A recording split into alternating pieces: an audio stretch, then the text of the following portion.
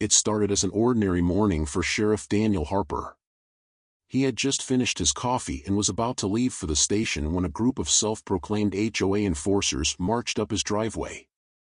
Dressed in cheap suits with plastic badges pinned to their chests, they carried clipboards, stacks of official-looking papers, and even a pair of handcuffs that looked like they had come from a children's toy set. At the front of the group stood Karen Whitmore, the self-appointed president of the neighborhood HOA, a woman notorious for her relentless power trips. With a self-satisfied smirk, Karen cleared her throat and announced, "Sheriff Harper, you have violated multiple HOA regulations, including improper lawn maintenance, unauthorized vehicle parking, and general noncompliance with community standards. As such, we are placing you under civil custody." Harper raised an eyebrow, fighting the urge to laugh. He had encountered all sorts of criminals in his career, con artists, gang members, even fugitives, but this was something entirely new. He crossed his arms and leaned casually against his porch railing. "Civil custody," he repeated. "And just how do you plan on enforcing that?" Karen's smirk widened. She snapped her fingers, and two of her so-called officers, middle-aged men with beer bellies who looked more like accountants than law enforcement, stepped forward, holding up their flimsy plastic cuffs. "You'll need to come with us," one of them said sternly. Harper exhaled slowly, shaking his head. He let the moment hang in the air before pulling out his real badge. The glint of the official insignia made Karen's smug expression falter. The two men with the toy cuffs froze. "You do realize," Harper said, his voice calm but firm, "that impersonating an officer and attempting to detain someone without legal authority is a crime, right?" Karen's confidence wavered, but she quickly recovered. "This is a private matter," she snapped. "The HOA has every right to enforce its rules." Harper sighed. "No, Karen. You don't." He stepped forward, his tone turning serious. "You have no legal authority to detain anyone. And if you try something like this again, I'll have no choice but to arrest you, for real." Karen's face turned red, but she didn't argue. Instead, she signaled her group to retreat. As they shuffled away, Harper couldn't help but chuckle. He had dealt with stubborn criminals before, but Karen Whitmore was a different breed, one that wielded pettiness as her greatest weapon. If there was one thing Karen hated more than rule breakers, it was losing. And she had just suffered a humiliating defeat at the hands of the very man she had tried to subdue. But she wasn't about to let it end there. Over the next few weeks, Harper found himself the target of a relentless HOA vendetta. Karen began issuing bogus violation notices, citing imaginary infractions such as failure to maintain the aesthetic integrity of property lines and unauthorized use of a police vehicle within HOA premises. Each notice came with an absurd fine, which Harper promptly ignored. Then came the false complaints. Karen repeatedly called the sheriff's department, claiming that Harper was disturbing the peace or harboring aggressive animals. His only pet was an old, sleepy Labrador. Each time, his deputies would sigh and assure him that they knew it was nonsense. But Karen's most audacious move came when a construction crew showed up on his property, claiming they had been hired to dig up his front yard for mandatory sewer maintenance. The foreman, confused but holding a seemingly legitimate work order, was just as surprised when Harper informed him that no such repairs had been scheduled. After some quick investigating, it turned out Karen had forged the paperwork. The final straw came when Karen held an emergency HOA disciplinary meeting with the goal of publicly shaming Harper and voting him out of the community. She rallied her usual followers, prepared a speech about civic duty, and even hired a local reporter to document her supposed victory. Harper, however, showed up unbothered, arms crossed as he let Karen make a fool of herself. When it was finally his turn to speak, he calmly reminded everyone that the HOA had no legal power to evict a homeowner, let alone a sheriff. The crowd murmured in agreement. Karen's face twisted in frustration as her grand plan unraveled before her eyes. Defeated but unwilling to admit it, she stormed out of the meeting, muttering about legal loopholes and the fight not being over. Harper simply watched her go, shaking his head in amusement. He had dealt with criminals, con artists, and liars, but nothing quite compared to a power-hungry HOA president on a mission. As he walked back to his home, he made a mental note: never underestimate the lengths some people will go to for a false sense of control. Sheriff Daniel Harper had seen his fair share of absurd situations in law enforcement, but this was a new level of ridiculous. It was a quiet Saturday morning, and Harper had just settled into his recliner with a fresh cup of coffee when a loud, authoritative knock echoed through his house. His brows furrowed. He wasn't expecting company, and something about the knock felt off. It wasn't the casual tap of a neighbor stopping by, nor the urgent rapping of a deputy needing assistance. It was deliberate. Demanding. Sighing, he set his coffee down and strode to the door, opening it to find a group of people standing on his porch. At the center was Karen Whitmore, the self-proclaimed president of the local homeowners association, dressed in a navy blazer far too formal for a Saturday morning. She wore a smug expression, her arms crossed over her chest as if she had just caught a wanted criminal red-handed. Behind her stood 4 others, 2 middle-aged men in matching polo shirts with laminated ID badges clipped to their collars and a woman clutching a clipboard like it was a weapon. The last man, a balding figure with wire-rimmed glasses, was holding what looked suspiciously like plastic handcuffs, the kind sold in toy stores. Harper stared at them for a long second, his lawman instincts immediately kicking in. He knew trouble when he saw it. The problem was, this wasn't the kind of trouble that made sense. "Sheriff Harper," Karen began, tilting her chin upward with exaggerated authority, "as per the bylaws of the Fairhaven Homeowners Association, we are here to formally enforce disciplinary action against you." Harper's lips twitched. This had to be a joke.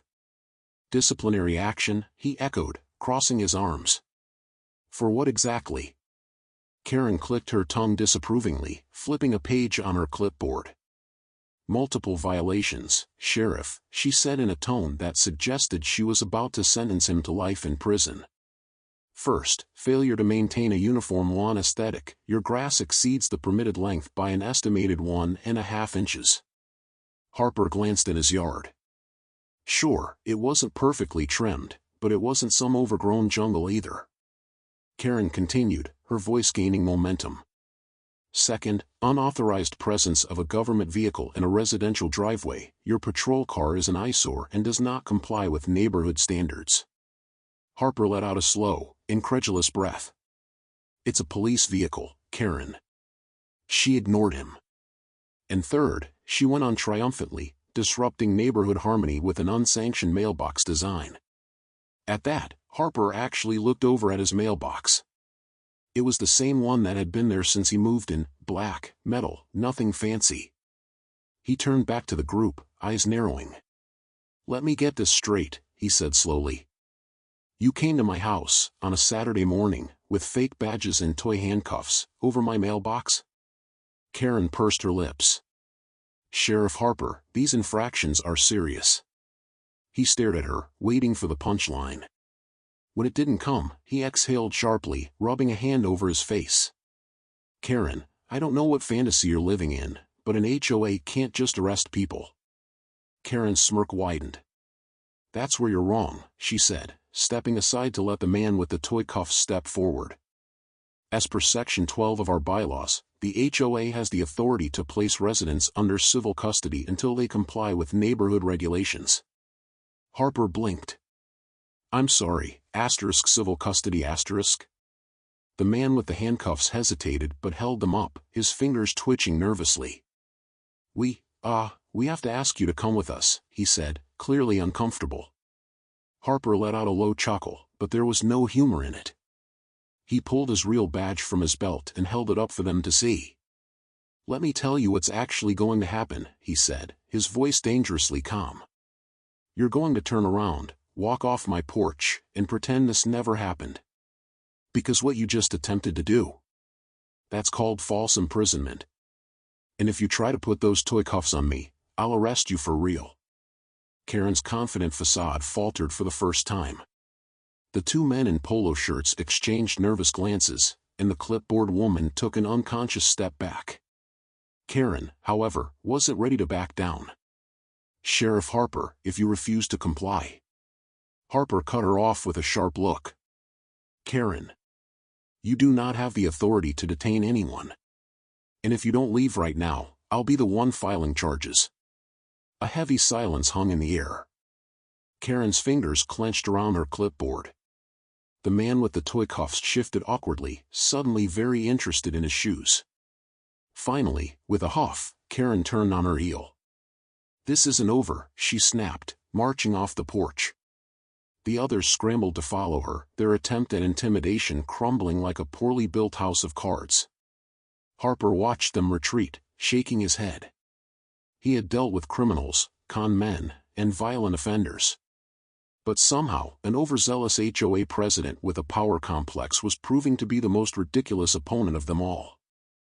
Sheriff Daniel Harper had dealt with all kinds of criminals in his career: liars, thieves, con artists, and even the occasional violent offender. But nothing quite prepared him for the level of pettiness displayed by the Fairhaven Homeowners Association. The ridiculous charges, the bogus threats, and now, the so-called civil custody attempt. He had thought it was over when he revealed his badge and sent Karen Whitmore and her cronies scurrying away like startled rats. But he had underestimated them. The retaliation began the very next morning. A crisp, official-looking envelope sat in his mailbox, adorned with the Fairhaven HOA logo. Inside, a formal notice read: "Notice of violation, failure to maintain community aesthetic. Compliance deadline, 7 days." Harper let out a dry chuckle as he read the absurd claim. His lawn was trimmed, his house was in perfect condition, and he knew for a fact that half the houses on his street were in worse shape than his. This wasn't about aesthetics, it was personal. He crumpled the letter and tossed it into the trash. At first, he thought that would be the end of it. But by the third day, it was clear that the HOA was escalating. Early in the morning, just as he was sipping his coffee on the porch, a tow truck rolled up in front of his house. The driver, a wiry man in an oil-stained uniform, stepped out, clipboard in hand, and took a long look at Harper's patrol car parked in the driveway. Harper narrowed his eyes. "Something I can help you with?" The man hesitated but eventually spoke. Got a work order from the HOA. Says this vehicle's in violation. No commercial or government vehicles allowed in residential areas." Harper exhaled slowly, setting his coffee mug down on the porch railing. Then, with the deliberate movement of a man who had run out of patience, he pulled out his badge, flipping it open for the driver to see. The gleaming metal caught the morning sunlight, reflecting directly into the man's widened eyes. "That," Harper said coolly, pointing to his patrol car, "is an active law enforcement vehicle, and I am an active-duty sheriff. So unless you'd like to explain to my department why you're interfering with police property, I suggest you put your truck in reverse and forget this job ever existed." The driver gulped, nodded quickly, and without another word, climbed back into his truck and peeled away down the street. But the HOA wasn't done. That evening, Harper came home from a long shift, exhausted and ready to collapse into his recliner with a cold beer. Instead, he was greeted by the sight of water gushing from his front yard like a miniature flood zone. His lawn was completely soaked, the sprinklers spraying wildly despite the fact that he had never even turned them on. His jaw tightened as he spotted a bright orange sign staked into the ground. "Mandatory compliance underway, HOA regulations enforced." Harper inhaled sharply, his grip tightening around his belt. He wasn't just dealing with nosy bureaucrats, this was war. And if the HOA wanted to play dirty, they were about to find out what happened when they picked a fight with the wrong man. Sheriff Daniel Harper had dealt with all kinds of criminals, burglars, drug dealers, even organized crime, but nothing had prepared him for the sheer absurdity of the Fairhaven HOA. Their grudge against him had started small: passive-aggressive letters, fines for non-existent infractions, and a failed attempt to tow his patrol vehicle. But today, they had escalated their tactics to an entirely new level. It was early morning when Harper stepped out onto his porch, coffee in hand, enjoying the crisp air. The peace didn't last. The moment he turned his gaze toward his driveway, he froze. A crew of workers, at least half a dozen, were setting up bright orange barricades in front of his garage. yellow caution tape stretched between wooden posts, and a large *** construction zone, no entry *** sign stood right in the center like a monument to stupidity. A small cement mixer rumbled to life near the curb, and one of the workers began unrolling what looked like fresh asphalt. Harper sighed, rubbing his temple. These people just don't know when to quit. Before he could even take a step forward, a familiar voice rang out. "Good morning, Sheriff." "Lovely day, isn't it?" Harper slowly turned to see her, Karen Whitmore, the self-proclaimed queen of the HOA. She was dressed as if she were about to present a corporate PowerPoint, a clipboard in one hand, a smug smile on her lips. He took a sip of his coffee, letting the silence stretch before finally speaking. "What the hell is this, Karen?" Karen clucked her tongue, feigning innocence. "Oh, Sheriff, there's no need for hostility. This is just a community improvement project. The HOA has decided to repave sections of the neighborhood sidewalks, including the one in front of your home." Harper's jaw tensed. "You're blocking my garage." "Well," Karen said with a syrupy sweet smile, "unfortunately, that means you won't be able to use your driveway for a few days. Maybe a week. You understand, don't you? For the good of the community." Her eyes gleamed with triumph. This wasn't about construction. This was about power. Harper exhaled slowly through his nose. He had to give them credit, this was their most creative stunt yet. But if they thought they could play these games with him, they were sorely mistaken. He stepped off his porch, walking toward the barricades. The workers, sensing his approach, hesitated. "Hey," Harper called out to one of them, an older guy holding a clipboard. "You got a permit for this?" The man's mouth opened, then closed. He glanced at Karen, clearly unsure how to respond. Karen's smile tightened. "Oh, don't worry, Sheriff. The paperwork is in process." Harper tilted his head. "In process? That's funny. Because I know for a fact that city permits have to be approved before work begins. So unless you can show me a signed permit right now, you're looking at an illegal obstruction of private property." Karen's face flickered with irritation. "It's a technicality, Sheriff. Nothing to get worked up over. Blocking my garage is not a technicality." Harper pulled out his phone, snapping photos of the barricades, the workers, and Karen herself. "I'm giving you one chance to remove this nonsense before I make a call."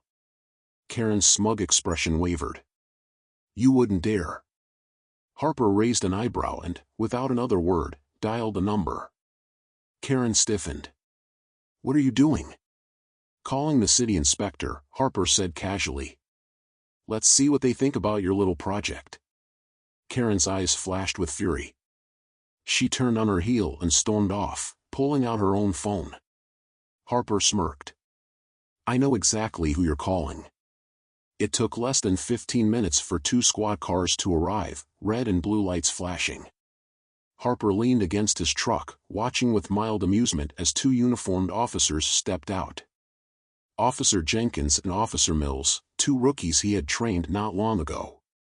They took one look at the scene, the construction barricades, the workers standing around awkwardly, Karen clutching her clipboard like a lifeline, and immediately looked exhausted. "What's going on here?" Jenkins asked, his tone already wary. Karen launched into her performance before Harper could speak. "Officers. Thank goodness you're here. Sheriff Harper is abusing his power, harassing community officials, and interfering with an important HOA project." Harper gave Jenkins a look. "Do I even need to say anything?" Jenkins sighed. "Mrs. Whitmore, does this project have a valid city permit?"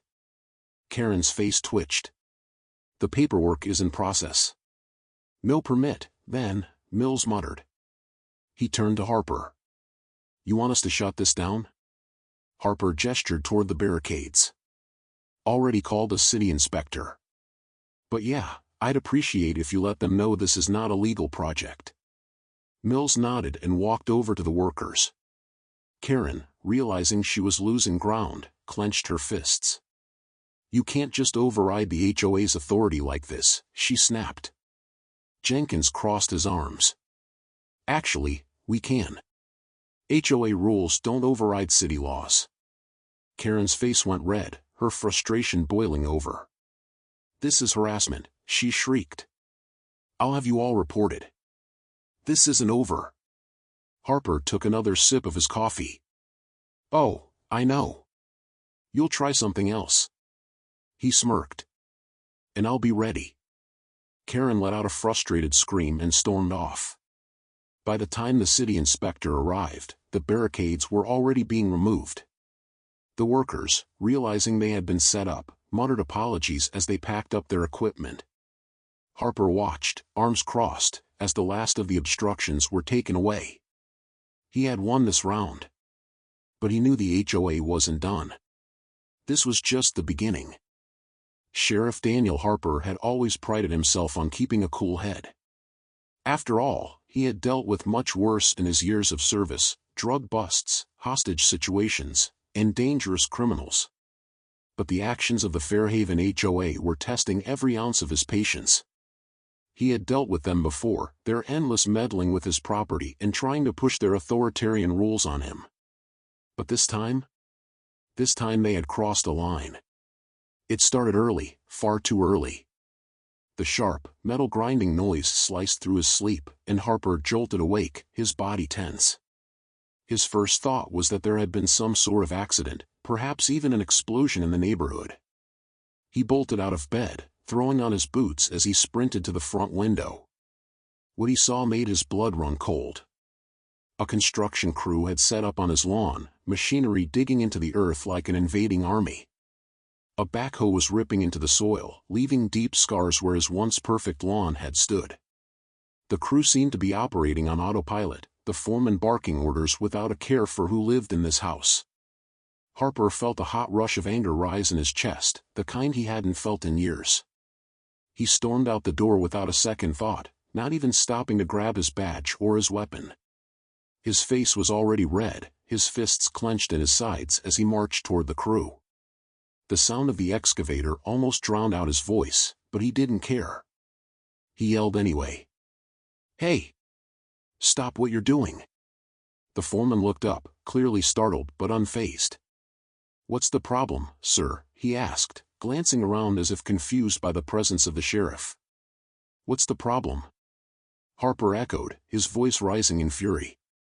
You're digging up my yard without permission. Who gave you the right to do this?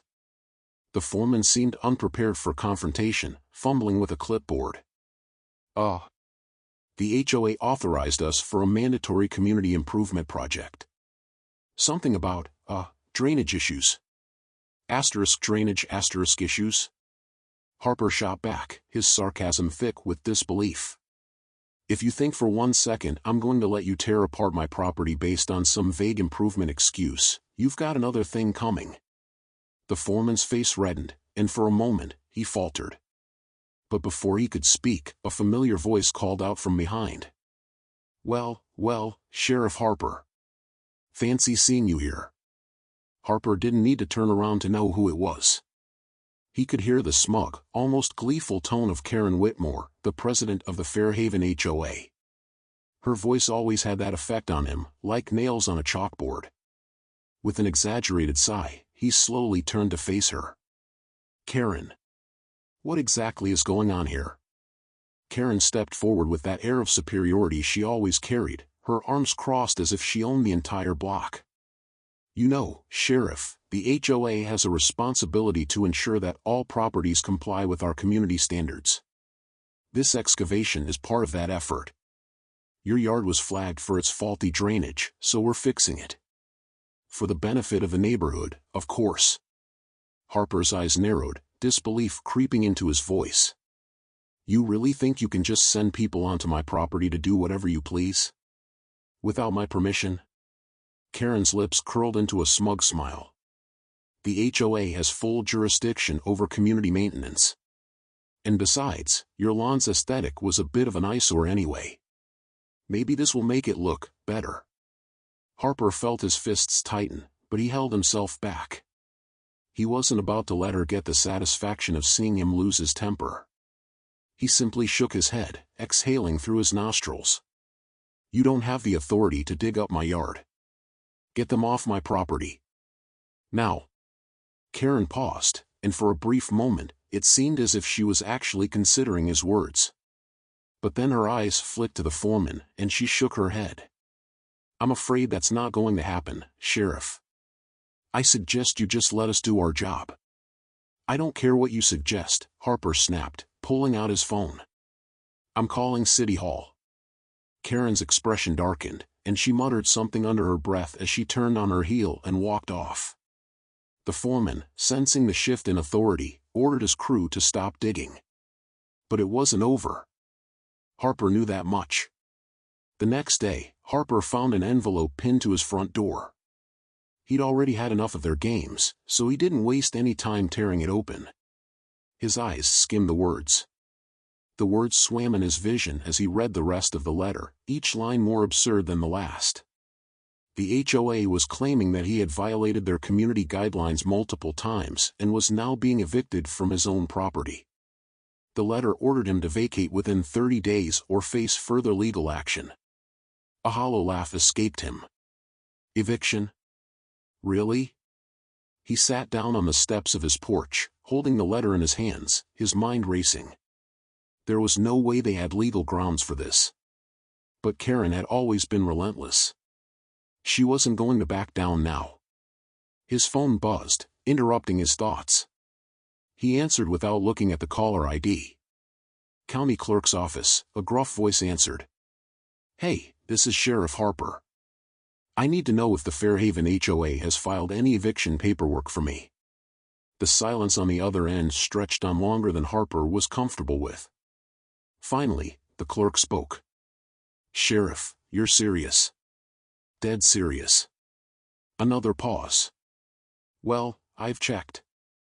There's nothing here. No eviction request from the HOA. Not even an application for one."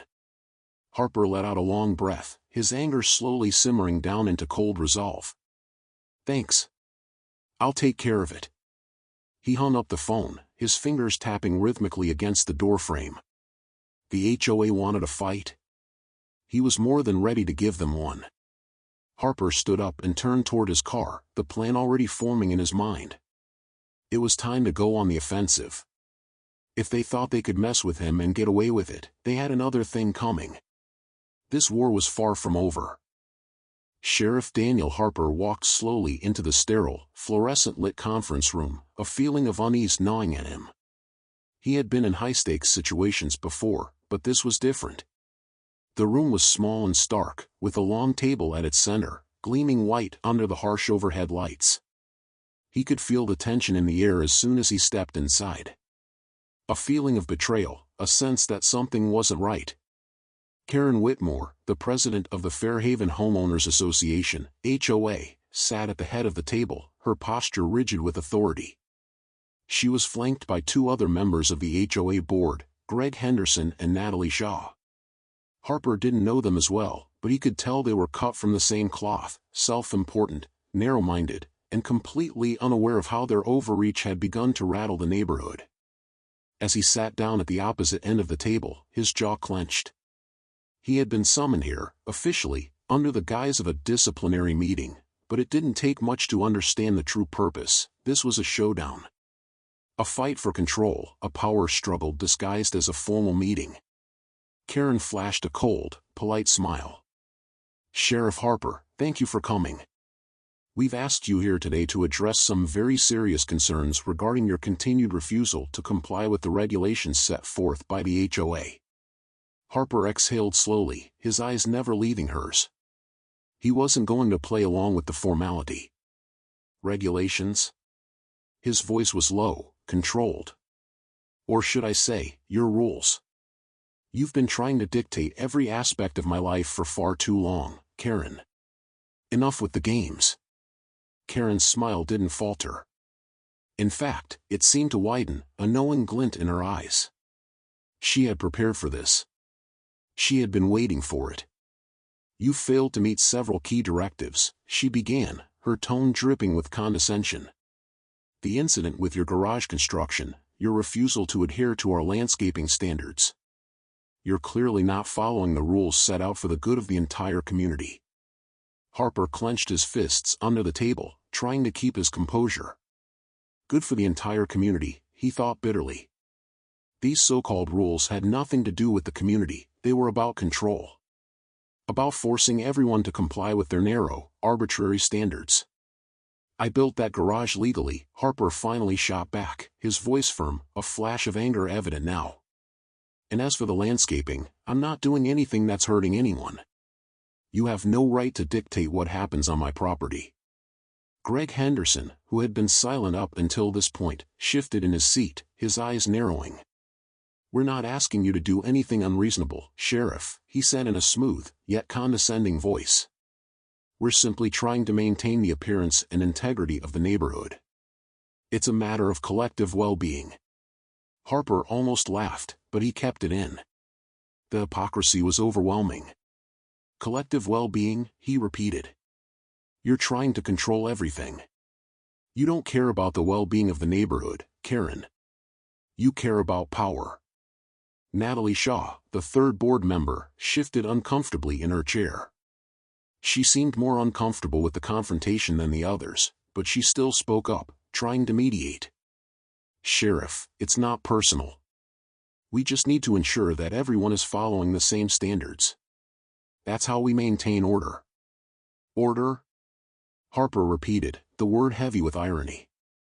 "What order?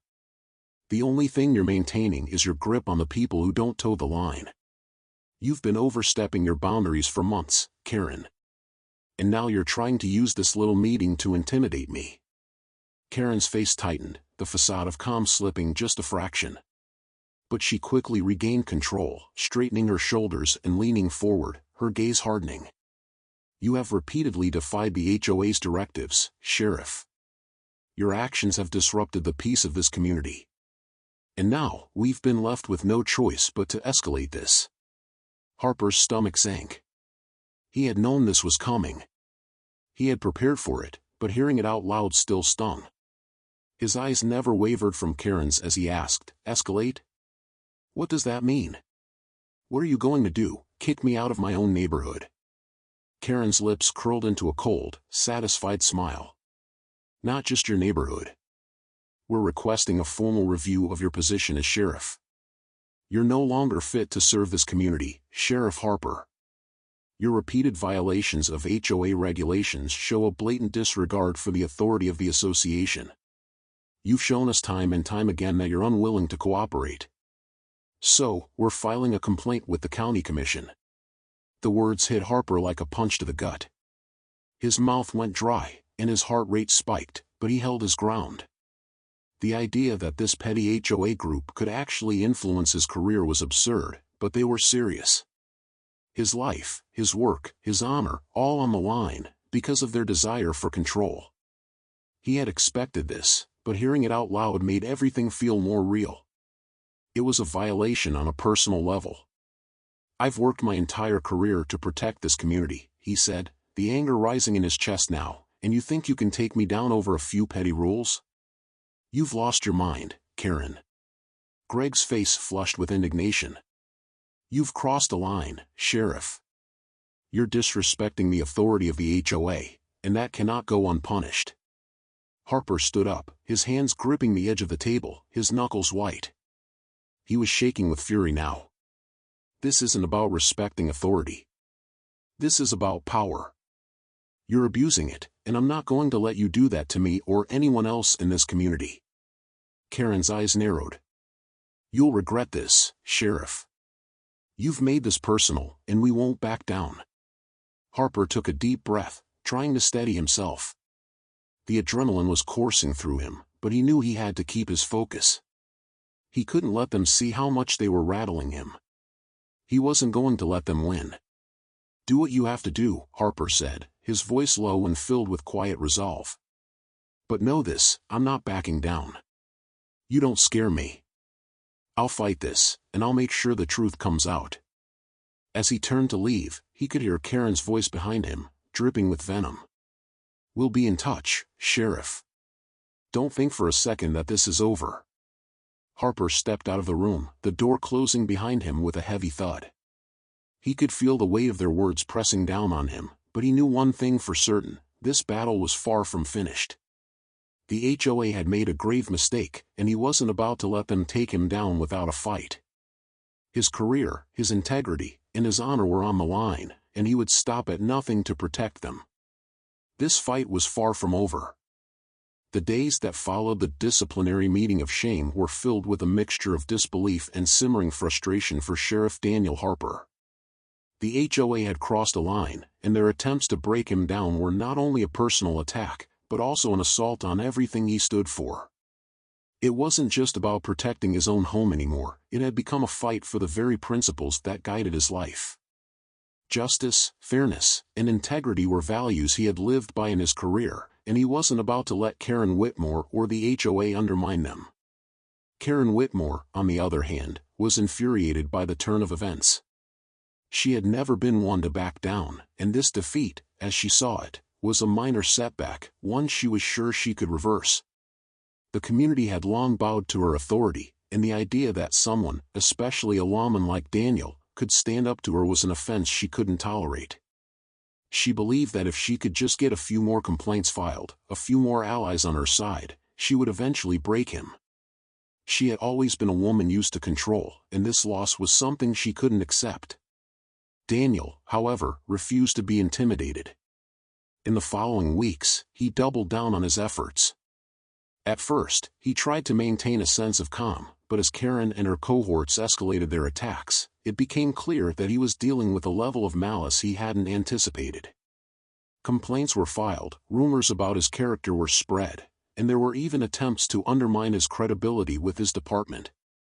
He felt the sting of each accusation, but deep down, he knew that his years of service, his reputation within the community, and his dedication to upholding the law would be enough to carry him through this storm. But it wasn't just the public smear campaign that riled Daniel, it was the sheer audacity of the HOA. They didn't just want him out of their neighborhood, they wanted to strip him of his dignity, to make an example of him. The HOA's power had always been absolute in the eyes of the community, and they were determined to maintain that image, no matter the cost. To them, Daniel was just an obstacle, a thorn in their side that needed to be removed. And so, they began to push harder, using every tool in their arsenal to bring him down. They reached out to local government officials, hoping to apply pressure, and they began threatening further legal action.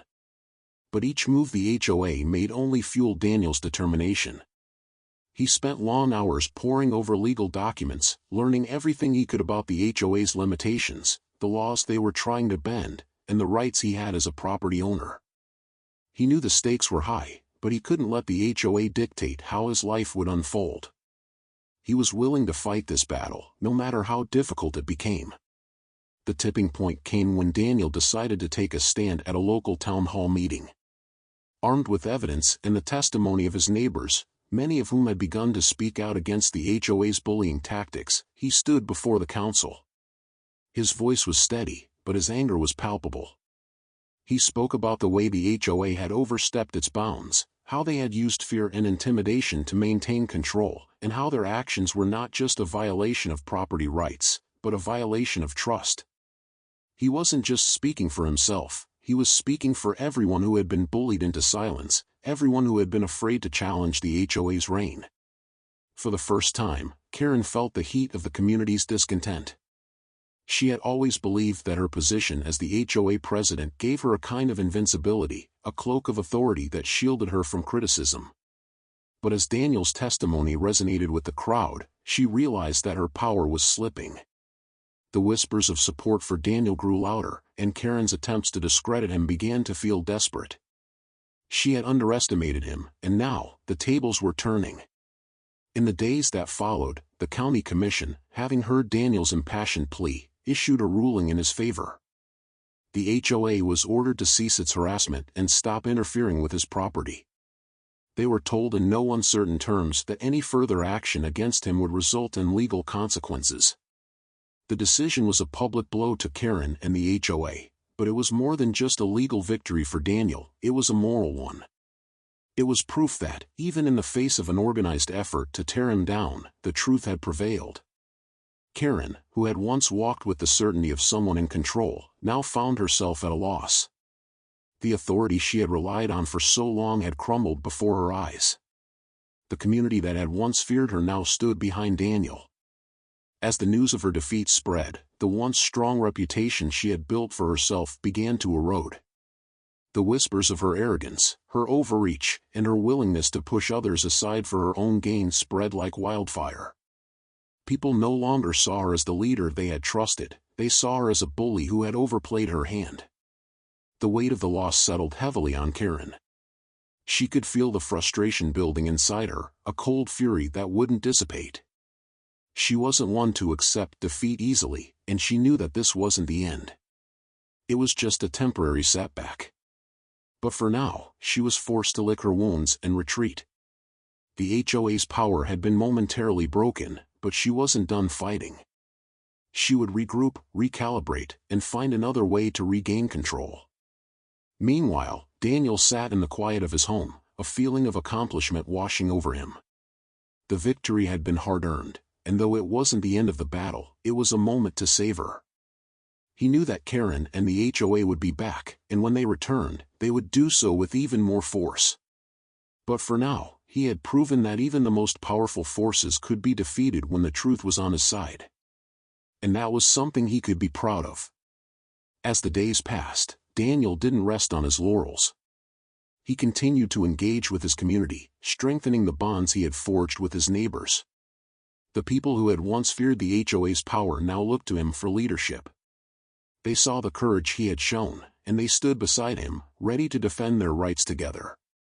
In that moment, Daniel realized that this fight had brought them closer, and no matter what Karen did next, they would be ready to face it as a united front. For now, Karen's defeat was absolute, but Daniel knew that the battle was far from over.